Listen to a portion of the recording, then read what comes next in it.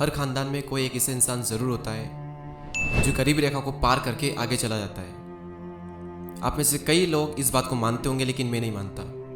क्योंकि अगर ऐसा है तो इंडिया में इतनी गरीबी क्यों है? क्यों आज भी इतने सारे परिवार गरीबी रेखा के नीचे आते हैं? हर खानदान से नहीं निकलता कोई भी। एक्चुअली निकल तो सकते हैं, लेकिन निकलेंगे नहीं। क्यों? क्योंकि हर इंसान ऐसे अमीर नहीं बन जाता। और क्यों नहीं बन पाता, इसी के बारे में मैं आपको बताऊंगा। आपने ये बात भी सुनी होगी कि अमीर कौन नहीं होना चाहता, ज़्यादा पैसा कौन नहीं कमाना चाहता। ये बात भी मैं नहीं मानता। ऊपरी लेवल तक या फिर ये कहें कि ज़रूरत तक ही बात ठीक है, लेकिन अंदर से स्ट्रॉन्ग डिजायर नहीं है लोगों के अंदर पैसा कमाने का। बस चाहते हैं पैसा कमाना। तो मेरा आपसे क्वेश्चन है कि चाहता कौन नहीं है? सब चाहते हैं, लेकिन सिर्फ चाहने से काम नहीं चलेगा। एक अमीर इंसान भी चाहता है पैसा कमाना और गरीब इंसान भी पैसा कमाना चाहता है, लेकिन कमाएगा वही जिसके अंदर से बहुत स्ट्रॉन्ग डिजायर होगा पैसा कमाने का। चाहने से काम नहीं चलेगा, शिद्दत से चाहना होगा, जो बहुत कम लोग चाहते हैं। और जो शिद्दत से चाहते हैं ना, वो पैसा कमा भी लेते हैं। आपने ये बात भी सुनी होगी ना कि करने वाला कुछ भी कर जाएगा।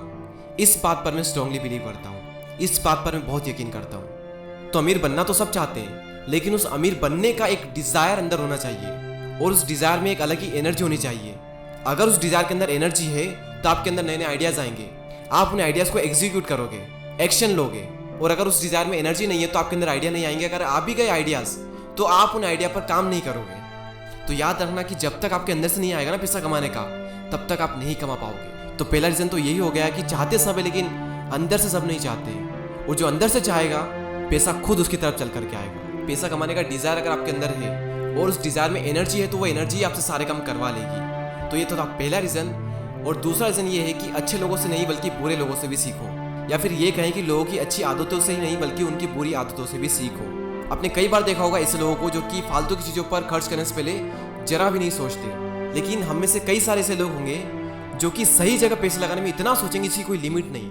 अब इसमें बुरे लोगों से क्या सीखना है? देखो, जिस तरह से वो फालतू चीज़ों पर पैसे खर्च करते बिना सोचे समझे, उसी तरह से आपको अच्छी जगह पर पैसे खर्च करने बिना सोचे समझे, यानी ज़्यादा सोचना नहीं है। ऐसी चीज़ों में पैसा लगाने से जहाँ पर आपको बहुत कुछ सीखने को मिलने वाला है। एग्जाम्पल के लिए, आप कोई पर्टिकुलर स्किल सीखना चाहते हो तो उसके लिए आपने कोई इंस्टीट्यूट ज्वाइन कर लिया, या फिर कहीं कोई ऑनलाइन कोर्स ज्वाइन कर लिया, या फिर कुछ ऐसी चीज़ खरीद ली जो कि फ्यूचर में आपको अच्छा खासा रिटर्न देगी। तो फिर वहां पर आपको इतना नहीं सोचना है। आपने कई सारे लोग देखे होंगे जो कि नेटफ्लिक्स, अमेजॉन प्राइम, हॉटस्टार या फिर किसी भी तरह का ओटीटी प्लेटफॉर्म का सब्सक्रिप्शन लेना, या फिर आईफोन, नए कपड़े, नए शूज, कुछ भी नया सामान खरीदना, कुछ भी फालतू की चीज़ें खरीदना, उसमें वो बहुत कम सोचते हैं या फिर सोचते ही नहीं है। वैसे ही आपको करना है।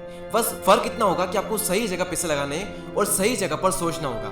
कुछ नया सीखने के लिए आप इन्वेस्ट कर सकते हो, फ्यूचर के लिए आप इन्वेस्ट कर सकते हो, किसी प्रॉपर्टी में आप इन्वेस्ट कर सकते हो, स्टॉक में आप इन्वेस्ट कर सकते हो, बॉन्ड्स में कर सकते हो, कई सारी चीजें हैं। आप अपना कोई नया काम स्टार्ट कर सकते हो, उसमें आप पैसा लगा सकते हो, कई सारी चीजें हैं। और इन चीजों में लोग इतना सोचते हैं जिसकी कोई लिमिट नहीं। देखो, सोचना अच्छा है, मैं मना नहीं कर रहा सोचने से, लेकिन प्रॉब्लम ये है कि आप गलत जगह सोचते हो। आपको इसके बारे में नहीं सोचना है कि मैं स्टॉक में पैसा लगाऊं या फिर ना लगाऊं। आपको ये सोचना है कि मैं किस स्टॉक में इन्वेस्ट करूं। आपको दिमाग यहाँ पर लगाना है, वहां पर नहीं लगाना है। आपको ये नहीं सोचना है कि ये कोर्स में करूं या ना करूं, ये चीज में सीखूं या ना सीखूं। आप तो ये डिसाइड कर लो कि ये मुझे करना है, सीखना है। सीखना कोई बुरी बात नहीं है। आप तो ये देखो किसका कोर्स करूं, किससे सीखूं, वहां दिमाग लगाओ। और जब हम यहाँ पर अगर पैसा कमाने की बात कर रहे हैं, फाइनेंशियल स्टेबिलिटी की बात कर ही रहे हैं, तो यहाँ पर बहुत जरूरी है कि आप लॉन्ग टर्म इन्वेस्टिंग के बारे में भी सोचें। और लॉन्ग टर्म इन्वेस्टिंग के लिए स्टॉक मार्केट एक बहुत ही अच्छा ऑप्शन है, या फिर ये कहें कि सबसे अच्छा ऑप्शन है।